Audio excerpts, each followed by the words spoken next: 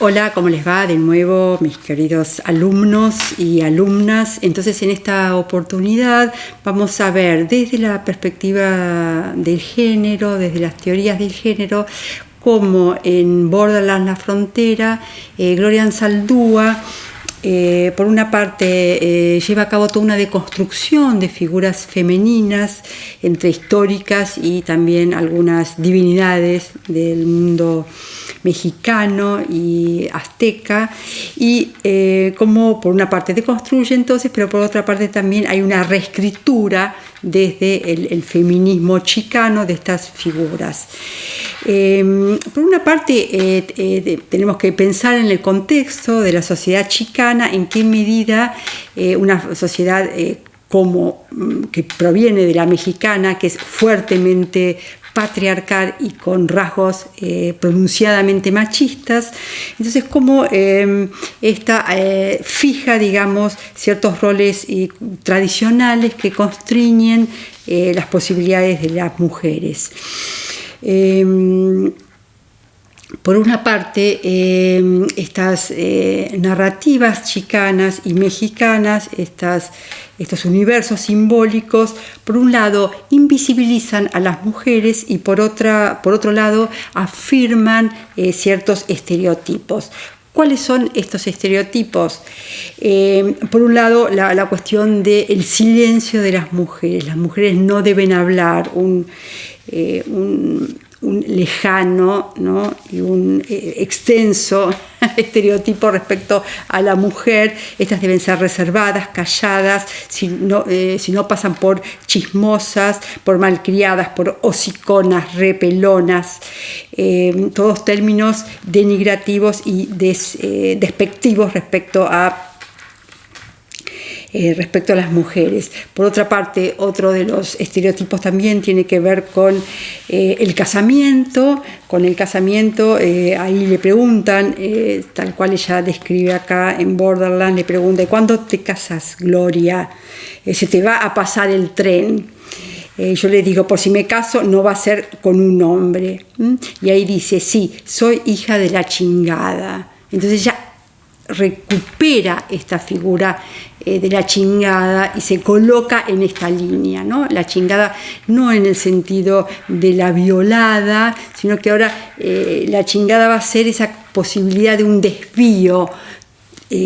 Continuamente Gloria Anzaldúa va a escapar a todos estos mandatos. Escapar a estos mandatos es tomar un desvío, es chingarla, es hacerla por otro lado.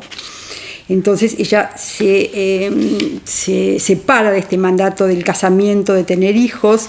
En un momento ella señala otras figuras normalizadoras de la mujer. Dice que para una mujer de mi cultura, there used to be only 3 directions she could turn. To the church, o sea, para la iglesia, ser una monja; para la calle, una prostituta; the home as a mother, o como una madre en la casa. Entonces, estas son otra serie de prototipos de la mujer. Entonces, ser chingada es ir contra estos modelos ya establecidos, traicionar en este sentido, ¿no? La chingada también era, y la Malinche eran las traidoras. Bueno, ella se va a reconocer como una traidora a estos principios que procuran siempre someter a la mujer, callarla, impedirle una rebelión. En muchas oportunidades, en algunas oportunidades, ella se reconoce como traidora, como pocha cuando habla inglés.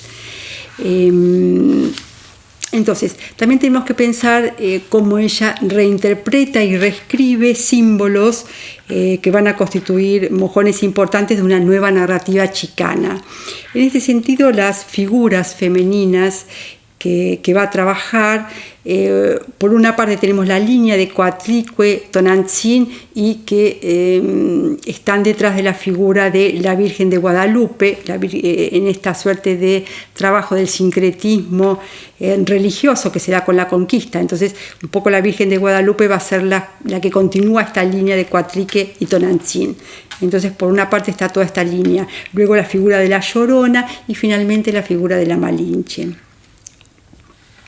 Entonces, para Anzaldúa, estos estereotipos, como venía diciendo, se han ocupado de someter, controlar a la mujer, impedirle actuar, impedirle hablar, construir una voz propia. A su vez también señala cómo en diferentes momentos estas figuras tenían un significado y luego se los ha ido tergiversando. Ella habla de una tergiversación respecto a la Llorona, la Malinche y a estas divinidades. No necesariamente esta tergiversación pasa por demonizar a las figuras femeninas, a veces también, como en el caso de acentuar sus aspectos negativos, como en el caso de la Llorona o la Malinche, que son figuras traicioneras, figuras que portan una culpa, sino también en el sentido de la Virgen de Guadalupe, quien sí aparece como una figura positiva, pero que también en el sentido positivo, como madre indígena, como la que protege a los desprotegidos, a los desvalidos, es la gran madre de los indios. Sin embargo, todas esas condiciones, todas esas supuestas virtudes van a reforzar los valores naturalizados de una mujer del catolicismo, en tanto mujer pasiva, abnegada, y por eso es utilizada por la Iglesia para controlar, para dominar, para doblegar a las mujeres mexicanas, a las indias, a las chicanas. Si por una parte la Malinche, la Chingada, son consideradas como estas figuras de las grandes traidoras, en cambio para las mujeres chicanas, para este feminismo chicano de Gloria Anzaldúa, ella va a presentar como un puente lingüístico, ¿no? Recordemos que la Malinche había sido la lengua, entonces en ese sentido es la traductora, va a ser el puente lingüístico, y es un ejercicio que le interesa sobremanera a Gloria Anzaldúa, considerando que ella está justamente proponiendo una nueva mestiza, y esta capacidad de traducción, de puente, es lo que arma, es lo que constituye y funda el mestizaje. Respecto a la Llorona, es muy interesante la perspectiva, las diferentes perspectivas que hay en torno a esta figura. Bueno, antes quería decir que ella señala que la cultura chicana reconsidera, acepta tres madres. Por una parte la Guadalupe, que es la madre virgen, who has not abandoned us, que no nos abandonó, la Chingada, la Malinche, que es la mujer violada que nosotros, whom we have abandoned, que nosotros abandonamos, y también está la Llorona, aquella madre que busca a sus hijos, her lost children, a sus hijos perdidos. Bueno, respecto a entonces a la revisión de estas figuras, es importante considerar cómo Gloria Anzaldúa hace un trabajo histórico, genealógico, rastrea en las culturas indígenas previas a la hegemonía del Estado de los mexicas.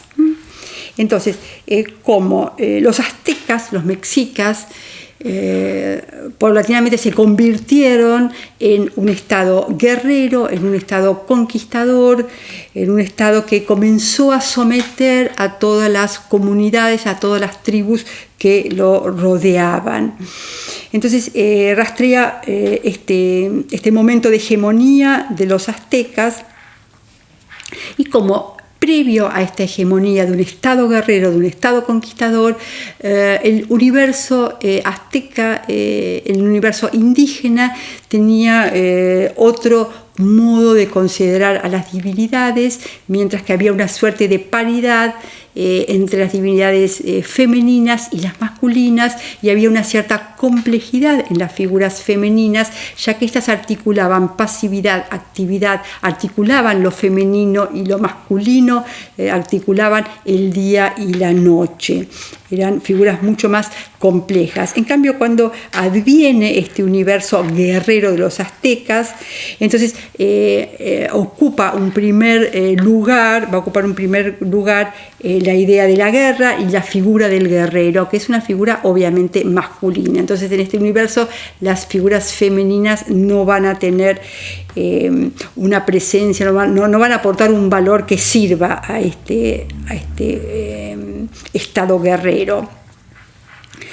Entonces las mujeres son relegadas por una parte o al espacio de lo doméstico, o estas deidades al mundo del inframundo.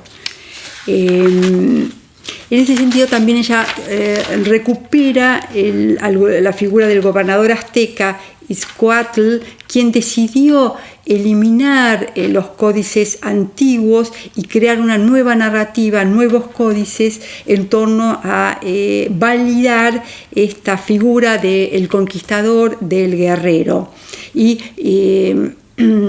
deshacerse un poco de esas figuras femeninas complejas y fuertes.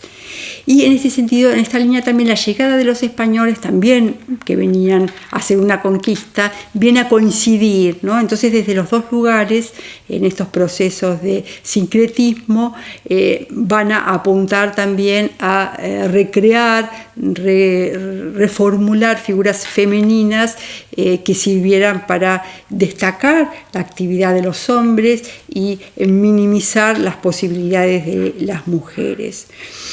Es muy interesante lo que va a hacer Gloria Anzaldúa cuando repasa estas transformaciones de las figuras femeninas, en especial de la Virgen de Guadalupe, porque ella va a mostrar, bueno, en principio, cómo la Virgen de Guadalupe cobró una extraordinaria presencia y centralidad en toda la cultura mexicana, ¿no? Ya estamos hablando luego de la conquista, por supuesto. En tanto, incluso Octavio Paz también la coloca en un lugar central, en tanto refugio de los desamparados, consuelo de los pobres, escudo de los débiles, amparo de los oprimidos, madre de los huérfanos, ¿no? Pero también va a destacar todas estas virtudes de protección, pero también de pasividad de la mujer. Ella entonces no resuelve la opresión, pero procura consolar. Va a estar las connotaciones de pasividad, de abnegación. Y esto, según Gloria Anzaldúa, se logra porque si bien la Virgen de Guadalupe era una continuidad de las diosas Coatlicue y Tonantzin, hay una limpieza respecto a los valores masculinos, los valores activos, los valores de potencia de estas figuras femeninas anteriores, prehispánicas. Es decir, lo que hay es, al constituirse, al formar parte, al constituirse en el último eslabón de la Virgen de Guadalupe, van a perder toda esa potencialidad que tenía, ¿no? Y se va a destacar la pasividad, la abnegación, como estábamos diciendo. Entonces, resulta interesante que Anzaldúa va a reinterpretar a la Virgen de Guadalupe desde una reapropiación de esta línea de Coatlicue y de Tonantzin, que le aportarían un papel más activo, y los chicanos han recuperado también a la Virgen de Guadalupe, que ella que representa el mestizaje, y no solamente es la madre pasiva, sino que allí hay posibilidades de también de una rebelión, de una actitud más no se trata ya de una madre sumisa, ¿no? Una madre que confluye en dualidades, que genera un equilibrio entre lo masculino, lo femenino, que va a permitir desde este lugar tomar actitudes de desvío, de rebelión, que es lo que propone en general Gloria Anzaldúa.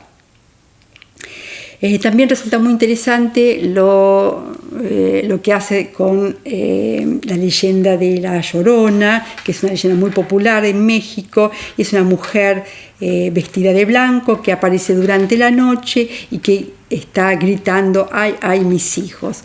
Lo que señala Gloria Anzaldúa es que, también va a transformar. Hay dos versiones sobre la figura de La Llorona, una versión precolombina y otra colonial.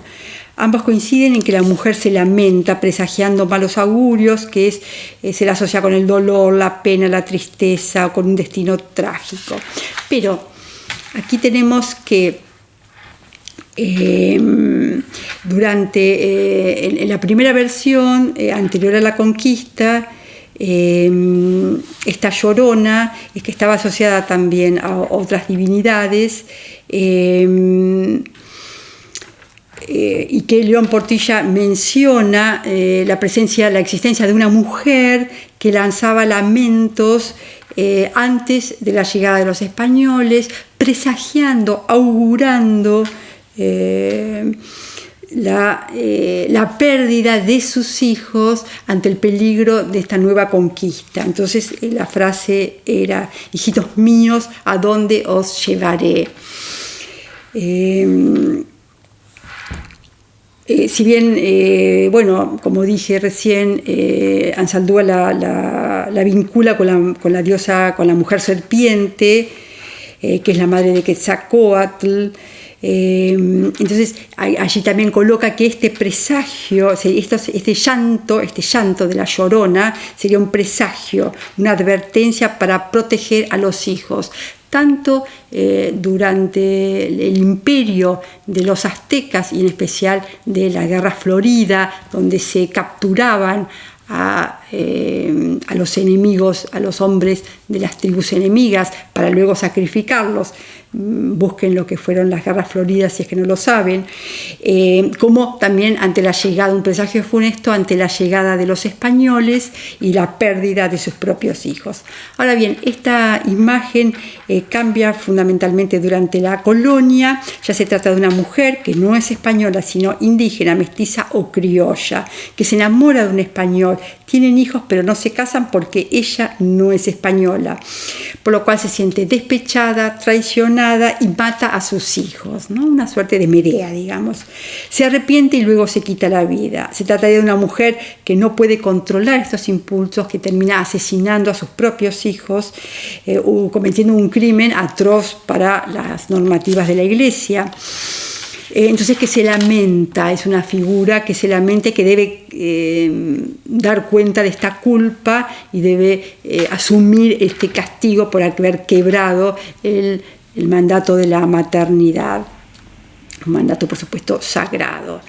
Entonces Anzaldúa lo que hace es recuperar la primera versión y poner a la Llorona como una mujer que va a activar un grito y va a protestar contra ese universo masculino, contra ese estado guerrero, ya sea el mexica, el azteca o el español, que se apropia de sus propios hijos y los envía a la guerra, los envía a la muerte. Entonces ese grito va a poner en escena las capacidades de las mujeres para hablar, en contra del mandato del silencio del que hablábamos al comienzo. Entonces la Llorona no llora porque ha matado a sus hijos, llora porque se los arrebataron. I like to think that she was crying for her lost children, los chicanos mexicanos. Entonces también estos hijos perdidos de La Llorona van a ser los chicanos. Bueno, hasta aquí estuvimos viendo este primer momento de construcción de estos estereotipos femeninos y los nuevos significados, las nuevas reinterpretaciones, reescrituras que hace Gloria Anzaldúa. En el próximo video entonces vamos a ver qué es lo que sucede con la figura de la Malinche, que es la que aglutina también más o menos estas perspectivas y otras más. Bueno, les agradezco y nos vemos en el próximo video. Hasta luego.